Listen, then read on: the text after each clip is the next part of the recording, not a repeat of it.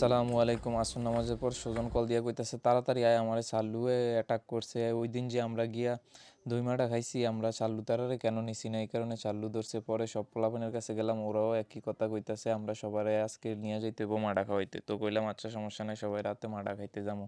ইফতারির পর সালুদ্দিন ভাইয়ের শ্বশুরবাড়ি থেকে অনেকগুলা বড়ি আনছে সবার জন্য। সবাই ইচ্ছামতো মরিচ দিয়া বড়ি খাইয়া মুখ ঝাল হয়ে গেছে। সবাই বলতাছে এখন যেহেতু মুখ ঝাল হয়েছে এখন মাডা খাইতে হইব। তারপর সবাই চলে গেলাম মাডা খাওয়ার জন্য।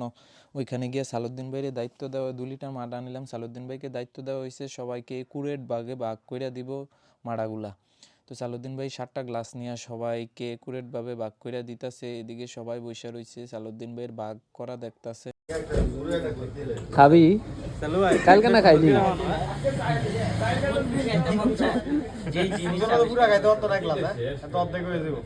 মা অনেক কিছু তুই কয় না। ফাইনালি সালুদ্দিন ভাইয়ের গ্লাসের ডালা শেষ হয়েছে। তো সব গ্লাস একুরেটভাবে ডালতে ডালতে অনেক সময় লাগাই লাইছে। এদিকে সবাই বইসা রইছে কখন সালুদ্দিন ভাইয়ের ভাগ করা শেষ হইব। সালুদ্দিন ভাই আবার একবার একুরেটভাবে ভাগ ছাড়া শেষই করবো না, সবাইকে একুরেট ভাগে ভাগ কইরা তারপরে দিছে। তো সবাই একটা করে গ্লাস নিয়ে নিছে।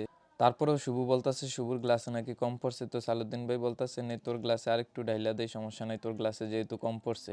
আর ওইদিকে সজন খাইতে নিয়ে পুরা সজনের প্যান্ট ট্যান ভরাইয়া অবস্থা খারাপ করে লাইছে। যাক টিস্যু মিস্যু দিয়া পরে পরিষ্কার করছে। তো আপনারা সবাই নিজ দায়িত্বে পেজটারে ফলো দিয়ে দিবেন, কারণ আপনাদের যারা যারা পেজটা ফলো দিতেছেন তাদের জন্য 1 লিটার পার্সেল নিয়ে নিছি।